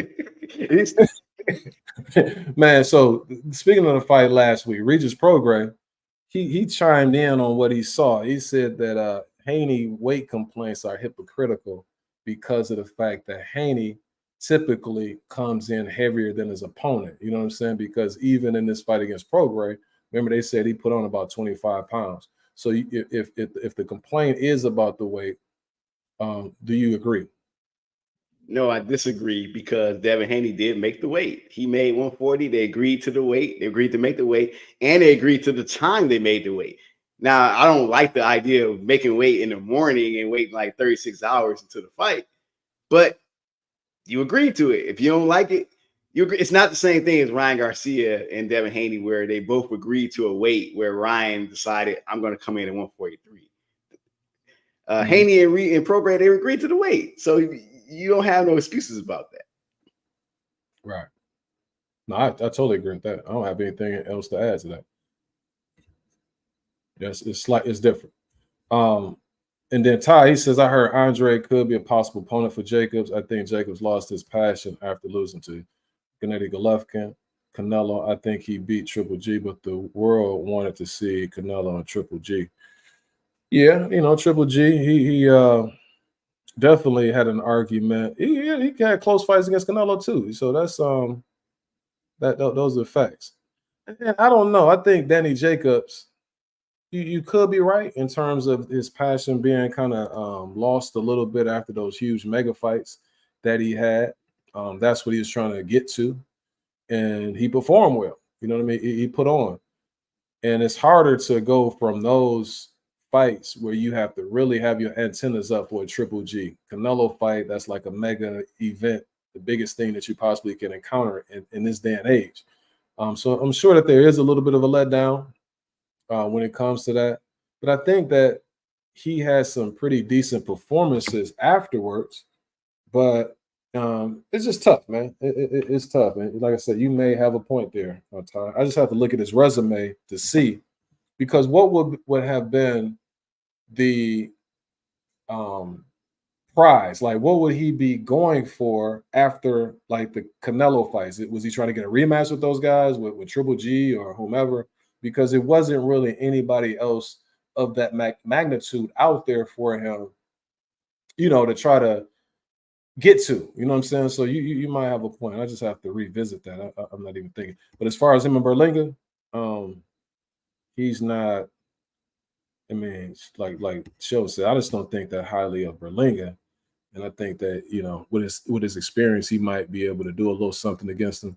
But like you said, Vail, I wouldn't want Berlinga to be the one who, retires Danny Jacobs and kind of uses that as a way to kind of negotiate into a Canelo fight. But I think Canelo probably is going to take the Berlinga fight anyway, regardless, But we'll see. Let me see. I'm going to skip that right there. I agree with Ryan Garcia. That would be a good fight for Haney. Yeah. He might stop Romero. He might. But here's the thing, man. Now it's official. You got Adrian Broner, him and Blair Cobb. Now, we already talked about how fun that those press conferences are going to be. But I want to know, who do you guys favor in a Blair Cobb Adrian Broner fight? And it looks like it's going to be at 147. Who you liking now? I like AB. About business, about billions. Any man can get it. Blair Cobb is gonna get it. Blair can, man. I like AB in this fight. I don't see it. I think this gonna put a fork in him. AB is I don't know how he's serious. AB serious. I like him in this fight. I've been hearing that since 2000. I think Blair Cobb's a little chinny. Let me explain something, sir. This guy right here, he's not. If I had a pie, what's leading to the demise in boxing, he would have a slice. I don't know how big the slice would be, but guys like him. And what I'm saying is, what you said, that just seems like something that you just equate with Adrian Broner. What the typical person would say: if AB will let his hands go, if AB takes it serious. And they always give him a pass, and then now it's not to the extent that it was before, because you got new players now, and so he's not that big of a name as he was before, because you got guys who people gravitate to, like a Tank Davis, like Ryan Garcia. So they took his buzz, but without those guys coming in, this dude would still be able to play this game. He'll be off for a minute, have a fat belly, doing crazy stuff on the social media. Then he'll come back, and then he'll start training. And people are like, man, it's just AB and mess around and take it serious this time. If AB will let his hands go, we've been playing this game for about 12 years now. Can he let his hands go at this point now? Not before. It's like, is he gonna do? Is he gonna train to go ahead and be a little bit more assertive in a fight? Is he gonna like really, let his hands go? Like, now, I don't even know if he's capable of doing it at this age in his career and what he's been doing to his body. You know what I'm saying? But I just hate that. For one, sir, and I hate to be a harsh person when it comes to this. I just think a lot of make AB cry, man. No, sometimes we have to have serious conversations, sir. And what I'm saying is, this is a cautionary tale to people in terms of what not to do with your career. This is worked out publicly, where he continues to do things that are not conducive to being successful. But people really like AB. Like he's a person that you like as far as his personality, but he just can't get right. And at this point, I don't see it getting any better. And as far as this fight is concerned, I think Blair Cobb is way too he lets his hands go way too much. He's way too active for AB. And then on top of that, even if he's not letting his hands go, Blair Cobb is a good mover. So I can't see AB walking this dude down or anything like that. I can see him eventually running into something if he does decide to try to catch him in between shots or something like that. And his timing is going to be off because he hasn't facing that good of opponents. And Blair Cobb's been facing at least a step or two better than what AB has been facing when he has fought. No, Blair Cobb is going to whoop on AB. It's not even. He might even stop AB. What about you, Sheldon? What do you think? You got a has been versus a never was. I'm gonna ride with the has been. Yeah, that's right. I went to the Galen Center and I watched Blair Cobb get mollywopped by Alexis Rocha. I was like one of 3 black people in the whole arena. Mm-hmm. And I watched him get mollywopped. Mm-hmm. And Alexis Rocha is not that good. So if you can't beat that guy, if AB comes into this fight 60% of what he used to be, he's gonna beat the brakes off Blair Cobb. Blair Cobb's not very good. This one right here, I'm not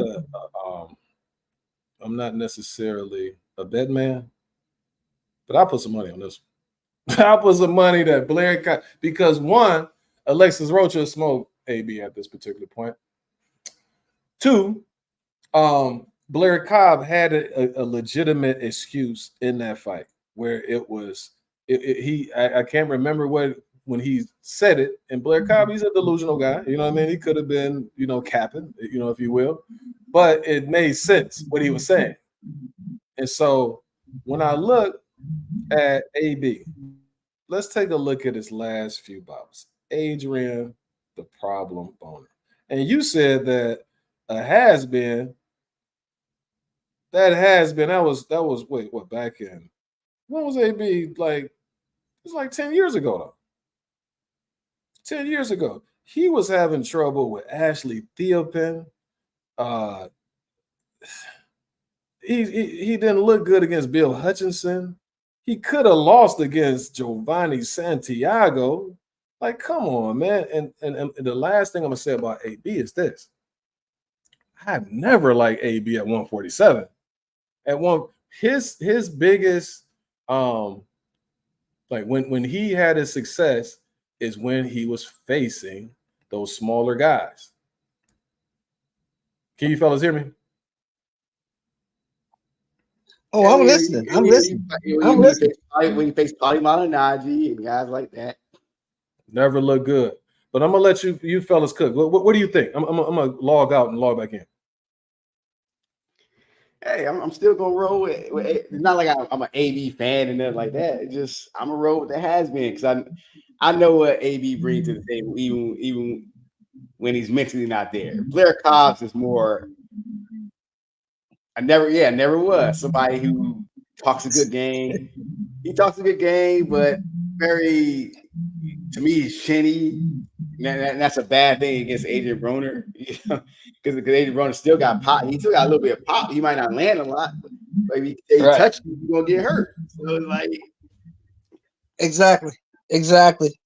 Yeah, see, Blair Cobb, man, I just can't get over the fact that you got stopped by Alexis Rocha. Alexis Rocha's not that good, bro. He really isn't. Nah.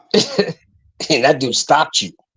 Yeah. So Ty said he I guess that's he's definitely not the Jacobs that stopped Peter in the first round. I guess it's Peter.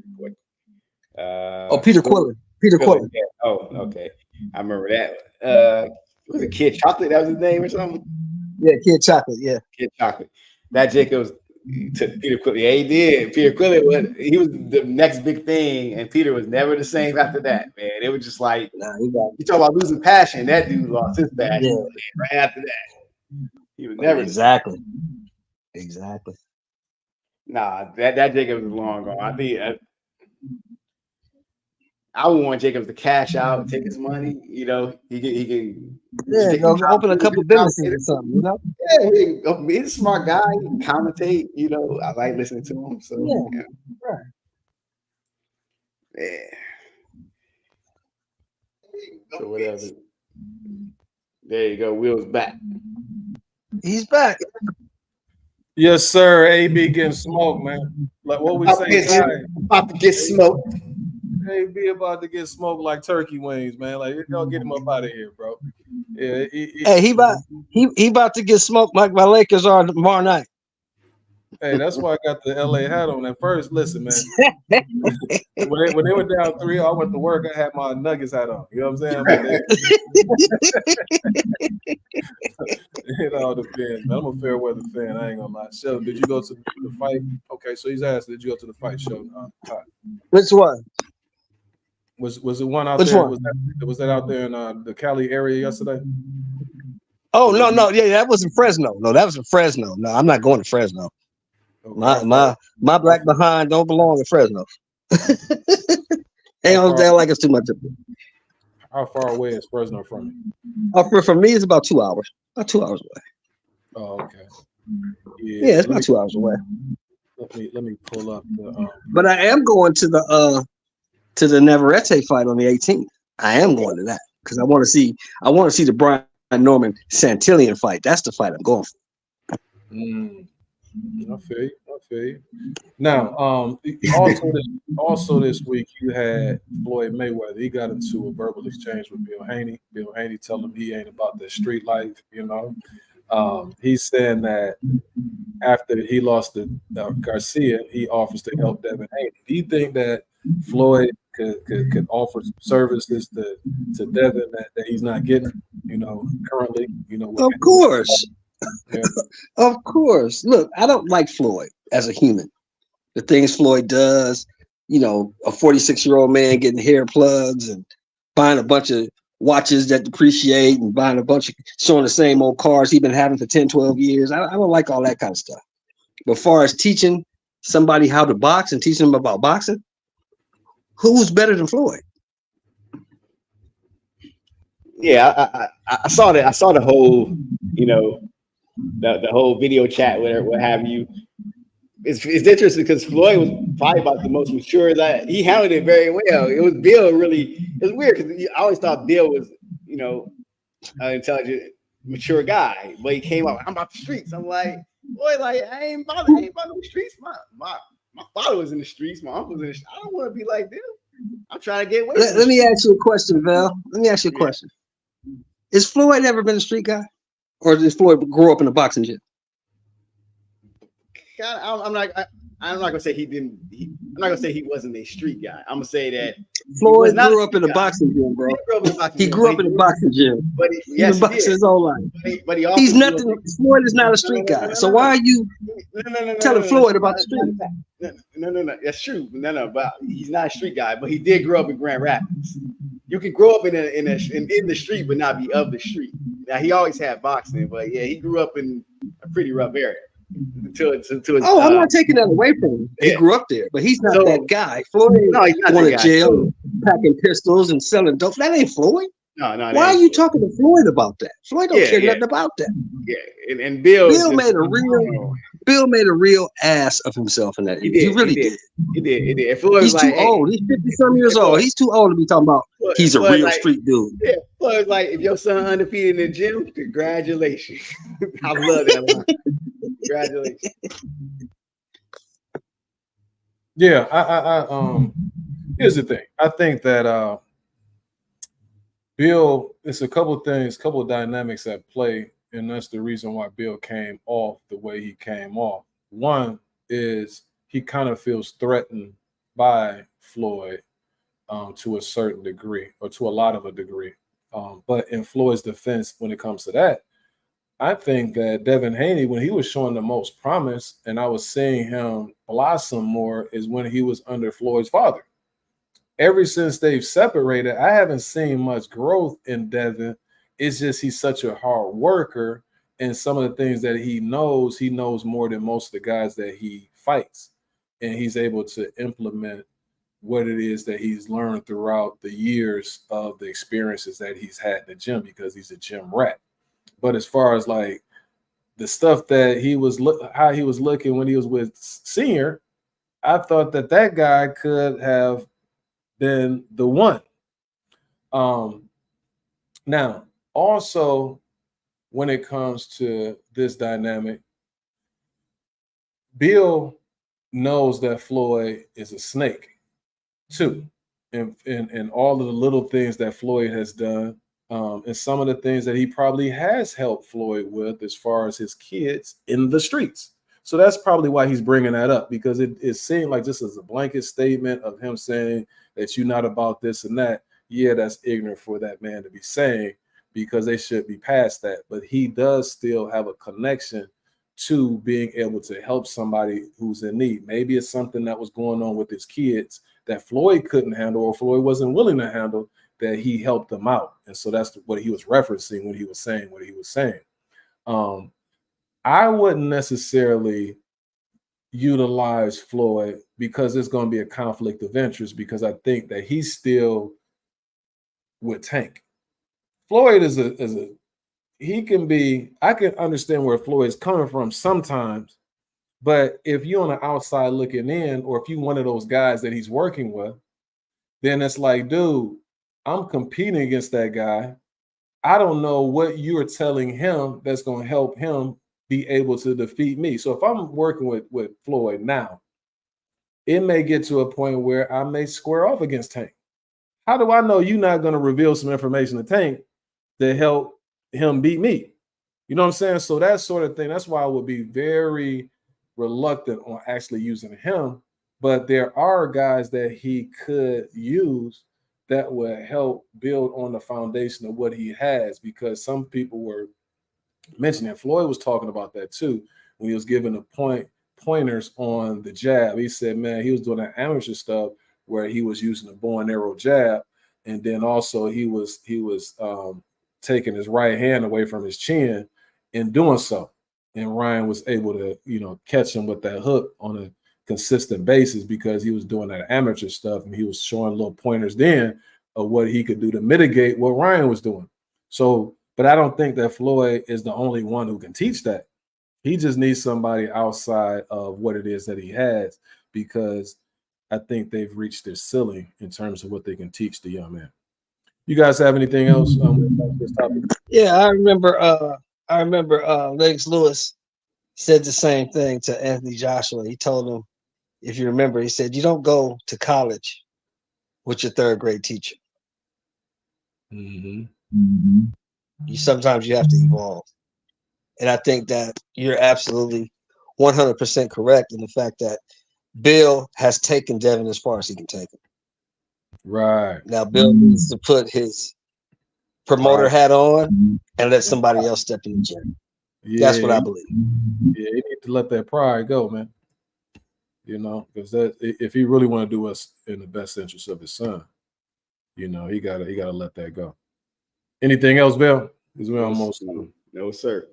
Yeah, you try to keep it under 2, man. Especially with you fellas. You fellas long-winded, man. You know what I'm saying? It's hard to keep it under 2. Yes, sir. We are long-winded. We'll always call it long-winded. Yeah, he calls it long-winded. Come on, man. Let's go. Last but not least, man. So the last words, that's the last topics, we got, everything that's going on in the sport of boxing. Do you agree with that as far as, is that gamesmanship, or is that game that they're running on? It's like Floyd and Tank, as far as them bickering with one another, prior to Tank's fights, coming up? Or do you think that there's really some validity to the beef that's going on between the two? I don't think it's legitimate beef. I think it is maybe a disagreement and they just going at each other. But at the end of the day, Tank loves Floyd. Floyd loves Tank. So nobody should feed too much into it. Like if I'm an outside fighter, I'm not going to go to. You shouldn't be going to Floyd like I'm fighting Tank and how should I beat him? He's not going to tell you that. And Tank is not going to reveal anything about Floyd that's going to make you harm Floyd. I believe they just going through their little thing. It's not nothing big. Publicity stunt. Get the fight hype. They know the fight coming up. They want to sell more tickets. The fight's in Vegas now. You know what I'm saying? The tickets gonna be high as giraffes. You know what I'm talking about? So, because that MGM Grand Garden Arena only holds like 10, 11,000 people. So them tickets gonna be high. So they're trying to get some buzz to get them tickets sold. You know what I'm saying? Make people watch the pay-per-view. That type of deal. It's not real. Well, I mean, they ain't got any other choice. Like they Ryan Garcia when it comes to promoting. They just want free pony. You know what I'm saying? Like it's and people buy in. So I'm watching podcasts and they like going in like we see the snake and that's why Tank is saying what it is he's saying, and then they say, hey, you need to stop. Because it's like you have a whole 2-3 hour shows about thicker than beef. Right. You'll see people in the comments like, man, just don't give breaks, man. Don't buy into this. They've been doing this every time. Every time Tank has a big fight coming up, you know, they do the same old slick. Man, I heard the wildest thing this morning. I heard somebody say the reason they are arguing is because Tank was sleeping with Floyd's daughter and all this. I'm like, oh, come on. Yeah, I heard that a while ago. Like that's an old rumor, but man, like, come on, dude. Really? I mean, y'all just. Wow. If he's doing that, then he might have bigger fish to fry with NBA YoungBoy. You understand what I'm saying? You know that. Oh wow.